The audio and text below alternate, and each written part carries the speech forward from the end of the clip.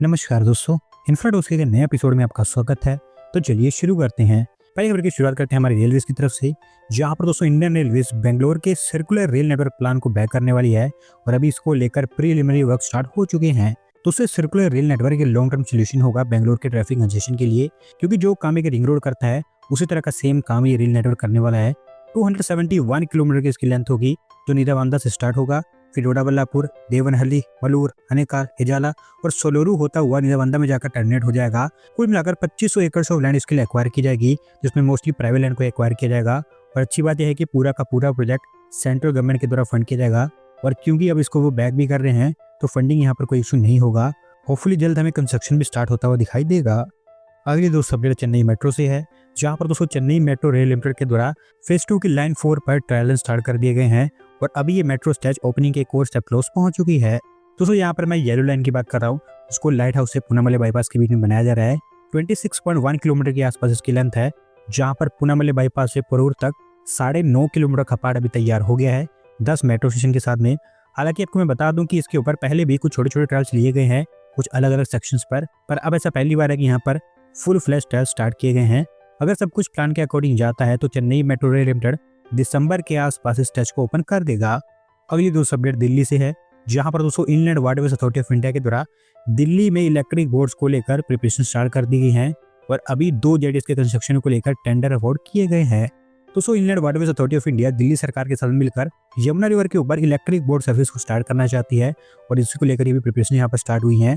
Initially 4 kilometre की stretch यहाँ पर सेलेक्ट की गई है सोनिया विहार से जगतपुर के बीच में, और यहाँ पर जितना भी खराब पानी था या फिर गंदा पानी था वो साफ भी कर दिया गया है।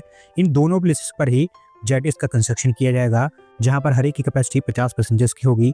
वेटिंग एरियाज, टिकट काउंटर्स, ऐसी कुछ चीजें भी यहाँ पर तैयार की जाएंगी। और अगर सब कुछ inland waterways authority of India के प्लान के अकॉर्डिंग जाता है तो दिसंबर में आपको ये सर्विसेज ऑपरेट होती हुई दिखाई देंगी। अगली दोस्तों अपडेट उड़ीसा से है, जहां पर दोस्तों उड़ीसा सरकार के द्वारा एक नई बायोटेक स्कीम अप्रूव कर दी गई है स्टेट के अंदर, और इसके लिए इस फाइनेंशियल ईयर के अंदर 1113.5 करोड़ रुपये एलोकेट किए गए हैं। दोस्तों ये उड़ीसा सरकार की एक फ्लैगशिप स्कीम है, जहां पर बायोटेक रिसर्च एंड डेवलपमेंट के लिए एडवांस इंफ्रास्ट्रक्चर तैयार किया जाएगा। एग्रीकल्चर, मेडिसिन और इन्वायरमेंट के एरिया में बायोटेक एप्लीकेशन को लेकर भी फोकस किया जाएगा।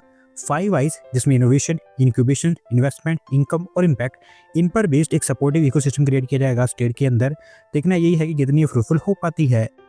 अगली दोस्तों अपडेट चेनाब रिवर को लेकर है, जहां पर दोस्तों भारत सरकार ने अब डिसाइड कर लिया है कि वो चेनाब रिवर के पानी को भारत में ही डाइवर्ट करेंगे और इसको लेकर अभी प्री फिजिबिलिटी स्टडी स्टार्ट हो गई है।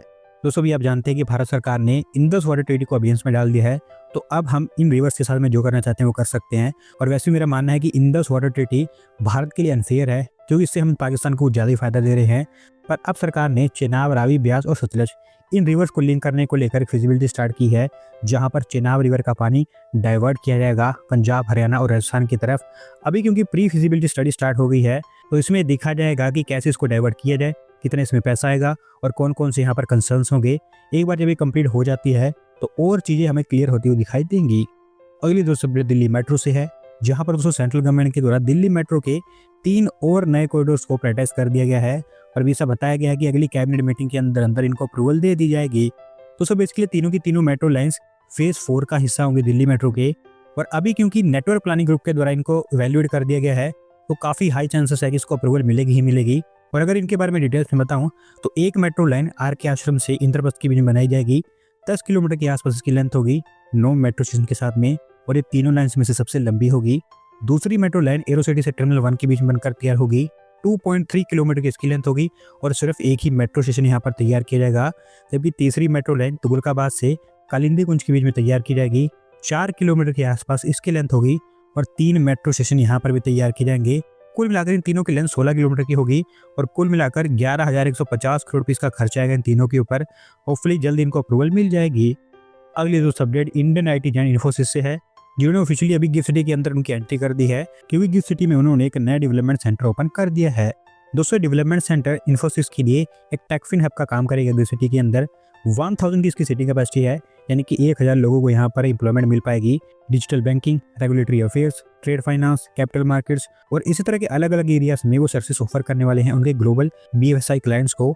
Artificial intelligence, cloud computing, API और साइबर सिक्योरिटी का यहाँ पर वो इस्तेमाल करेंगे उनके ऑपरेशंस के लिए। अगली दोस्तों फिर से अपडेट उड़ीसा से है, जहाँ पर दोस्तों उड़ीसा को अभी एक और मेडिकल कॉलेज और हॉस्पिटल मिल गया है, क्योंकि उड़ीसा के सीएम के द्वारा एक नया मेडिकल कॉलेज और हॉस्पिटल कंधमाल डिस्ट्रिक्ट में ओपन किया गया है। दोस्तों मेडिकल कॉलेज और हॉस्पिटल स्पेसिफिकली कंधमाल डिस्ट्रिक्ट के तिलकपाड़ा लोकेलिटी में बनकर तैयार हुआ है, जहाँ पर मेडिकल कॉलेज तो बिल्कुल ही नए तरीके से बनाया गया है, जबकि हॉस्पिटल में जो एग्जिस्टिंग फैसिलिटी थी उसको अपग्रेड किया गया है। 100 सीट का मेडिकल कॉलेज है, जबकि हॉस्पिटल की कैपेसिटी 650 बेड्स की है। 600 करोड़ रुपये यहाँ पर कुल मिलाकर खर्च किए गए हैं, जहाँ पर ज़्यादातर पैसा स्टेट गवर्नमेंट के द्वारा ही खर्च किया गया है। और अभी बस उनका कहना है कि नेशनल मेडिकल कमीशन की अप्रूवल चाहिए, जो अगले 1-2 महीने के अंदर अंदर आ जाएगी और इसी साल के अंदर अंदर यहाँ पर एडमिशन्स भी स्टार्ट हो जाएंगे। अगली दोस्तों अपडेट हमारी रेलवेज की तरफ से है, जहाँ पर दोस्तों integral coach factory Chennai Vande Bharat chair car की प्रोडक्शन को भी डिसकंटिन्यू करने वाली है। और अब आगे से integral coach factory Chennai Vande Bharat की चेयर कार ट्रेन सेट्स को प्रोड्यूस नहीं करेगी। दोस्तों इंटीग्रल कोच फैक्ट्री का कहना है कि उनको रेलवेज की तरफ से 97 वंदे भारत ट्रेन सेट्स का कॉन्ट्रैक्ट मिला था, जो कि स्पेसिफिकली चेयर कार वाली थी, और उसमें से अभी तक उन्होंने 86 ट्रेन सेट्स मैन्युफैक्चर कर दी हैं। बची हुई जो 11 ट्रेन सेट्स है वो मैन्युफैक्चर किए जा रहे हैं, जो अगले साल अप्रैल तक वो मैन्युफैक्चर करके अलग अलग रेलवे जोन्स को दे देंगे उनकी रिक्वायरमेंट के अकॉर्डिंग। और फिर उसके बाद आईसीएफ सिर्फ वंदे भारत के जो स्लीपर ट्रेन सेट्स है उनके ऊपर फोकस करेगा, जिनको देश में लॉन्ग डिस्टेंस रूट्स के लिए तैयार किया जा रहा है। और फिर कह सकते हैं कि अब आपको जैसे चेयर कार ट्रेन देखने को मिलती हैं, उसी तरह से बड़े स्केल पर वंदे भारत स्लीपर ट्रेन भी भारत में ऑपरेट होती हुई दिखाई देंगी। अगली दोस्तों अपडेट महाराष्ट्र से है, जहाँ पर दोस्तों ब्राजीलियन कंपनी इम्ब्रेको महाराष्ट्र के अंदर एक नई फैक्ट्री सेटअप करने जा रही है, और इसके लिए उन्होंने $120 मिलियन की इन्वेस्टमेंट अनाउंस कर दी है। दोस्तों इम्ब्रेको वैसे तो एक ब्राजीलियन कंपनी है, लेकिन इसको ओन जापानीज कंपनी नाइडेक कॉर्पोरेशन के द्वारा किया जाता है। और इम्ब्रेको के लिए जो फैक्ट्री बनाने का काम है वो नाइडेक के द्वारा किया जाएगा, क्योंकि वो भारत में अच्छे खास स्केल पर भी ऑपरेट करते हैं। और एक सिटी में फैक्ट्री बनकर तैयार होगी, जो फैली होगी 55,000 स्क्वायर मीटर के एरिया में। कंप्रेसर्स यहाँ पर वो मैन्युफैक्चर करेंगे और एनुअली 6 मिलियन यूनिट्स यहाँ पर मैन्युफैक्चर हो पाएंगी, जिनका इस्तेमाल कमर्शियल और रेजिडेंशियल रेफ्रिजरेटर्स में किया जाएगा। अप्रैल 2026 तक इनकी फैसिलिटी तैयार हो जाएगी, जिसके थ्रू 750 से लेकर 1000 के आसपास डायरेक्ट जॉब जनरेट होंगी।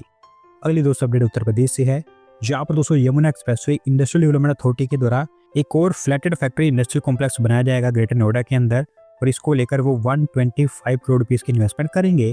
दोस्तों बेसिकली इस टाइप के इंडस्ट्रियल कॉम्प्लेक्स एमएसएमईज के लिए सेटअप किए जाते हैं, जिनके पास इतनी कैपिटल नहीं होती है कि वो एक नई फैक्ट्री बना पाए, उन्हीं के लिए ये बनाया जाता है।